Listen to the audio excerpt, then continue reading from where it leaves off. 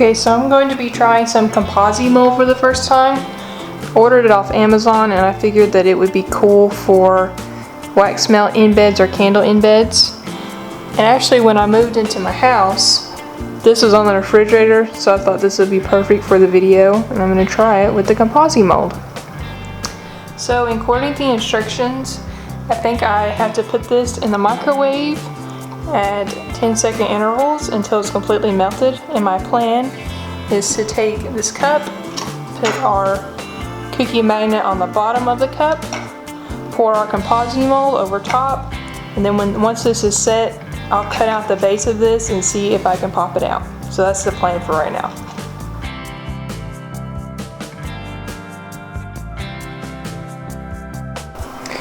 So I've got my Composite mold melted right here, and it is around 181, which is a little too hot. So I'm gonna let that cool, I think, to around 150, and then pour it into the cup. Okay, so my Composite mold has cooled down to about 155-ish, and I think I'm going to pour now. Wish me luck.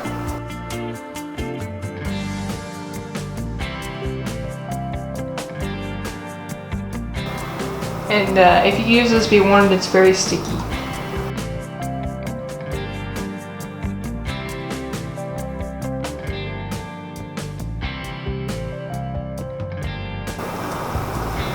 Okay, that was fast. I'll move this more towards the center.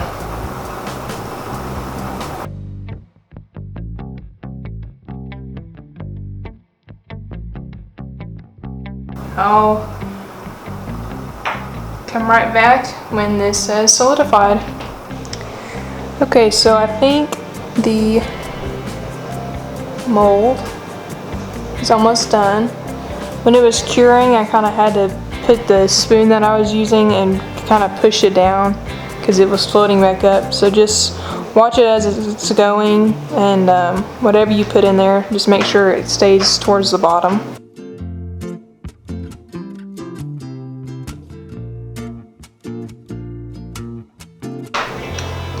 I let it sit here for about an hour. So let's see.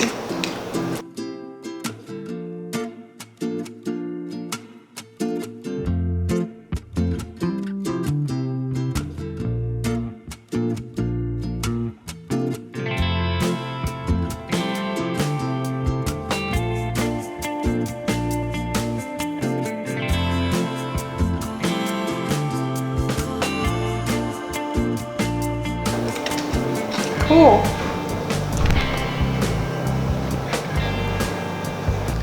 Okay, I'll be back with you guys once I figure out how to get this out of this mold. Okay, I removed the mold, and I think it's time for us to make a wax melt.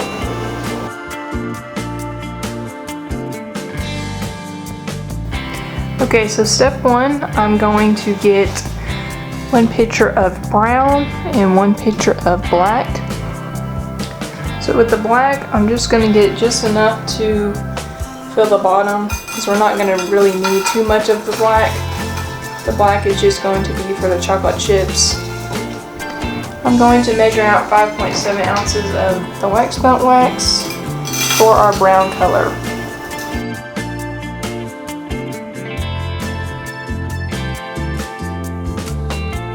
Okay, I'm going to get these melted now. I'm going to start with the black, because the black is going to be on the bottom of both of our molds. And the reason I like this heater that I use in every video is because it doesn't get too hot. So normally kitchen cookers,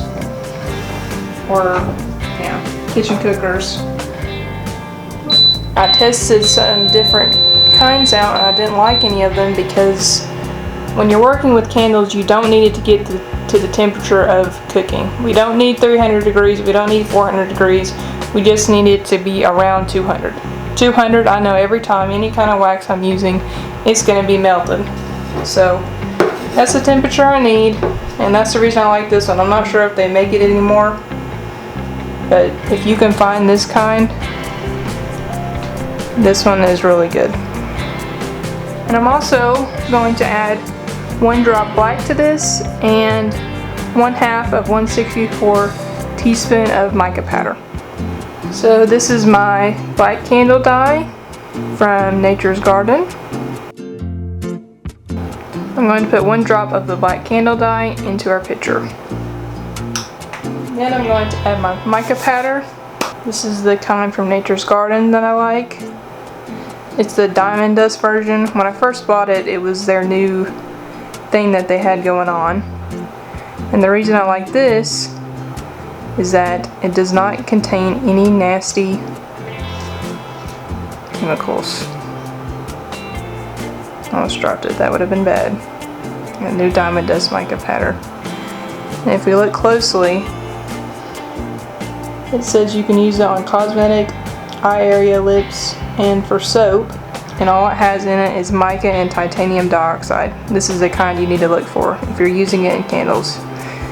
Now, I'm not a scientist, but I believe this would be safer than, I'll show you guys an example of one that I bought and I decided, yeah, I'm not going to use this. So let me get that 1 second. Okay, so this mica powder I also got from Nature's Garden, but I'll leave it in the bag because I'm nervous to use it. But it says, it's got the California Prop 65 warning on it. It says it may contain lead, arsenic, and mercury. So yeah, I don't use this. I always use that one because I'm pretty sure titanium dioxide and just straight up mica powder are better than any of these effects. And they always look beautiful in all my products. So definitely, if you're gonna get mica powder, get that one specifically. I'll have a link down below with all the stuff that I'm using, just to make it easier for you guys if you actually want to follow what I'm doing. So our black is almost melted, and we're gonna add our very safe mica powder. Just gonna use a little bit of this. You don't need much, goes a long way. So 1/2 of 1/64 teaspoon. And if you're interested in this little teaspoon thing, I got this from Amazon, but this is the smallest size of the set that I got. Our black is fully incorporated. I probably wouldn't add fragrance oil if you're going to use it to the black because there's not a lot there, and that's not going to be the majority of our wax melts. So I'm going to put that to the side, and I'm going to get our brown melting. I'm going to add 1 drop brown to this and our mica powder. So I'm going to add 1 drop of this dye. This is from Aztec Candle Supply, and it's very dirty, so I'm going to use a paper towel so my gloves don't get all dirty.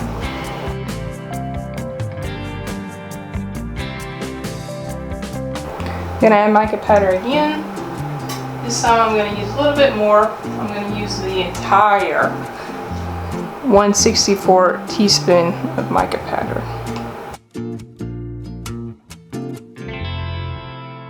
And while our brown wax is melting together, I'm going to get a pipette and I'm going to pipette the chocolate chip parts in this one, and I'm going to make little spots of black in this one.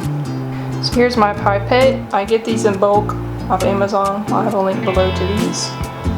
Okay, I heated the black wax up a little bit more. Put that in a pipette, then make little drips. I'm going to try to make them look like chocolate chips. Kind of random looking.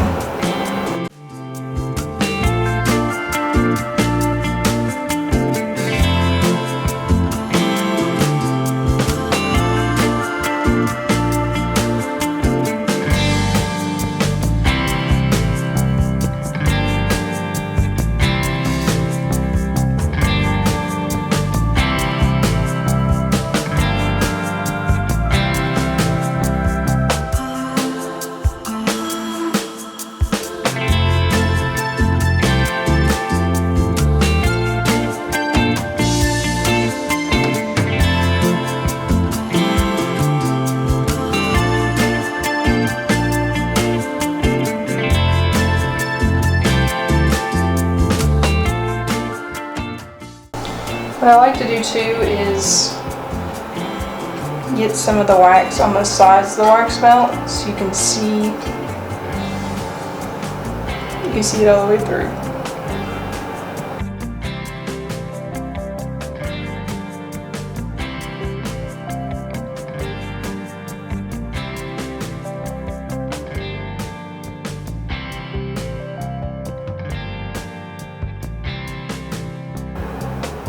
And I'm kind of using as it solidifies to my advantage, so it'll actually be more firm and it'll stick to the wall without just being liquid and falling to the bottom.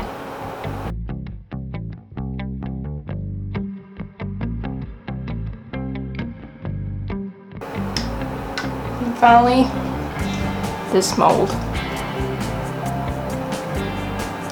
If you look closely at it, there's little divots in the bottom. That would be where the chocolate chips were on the cookie that I made this out of.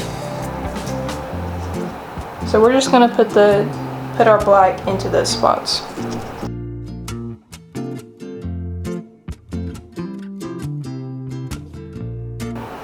Okay, now onto the brown. Now if you wanted to add fragrance oil, I'd add it to the brown, get it to 200 degrees Fahrenheit, and then mix it together, and then wait till it cools down to around 160, and then you would be ready to pour.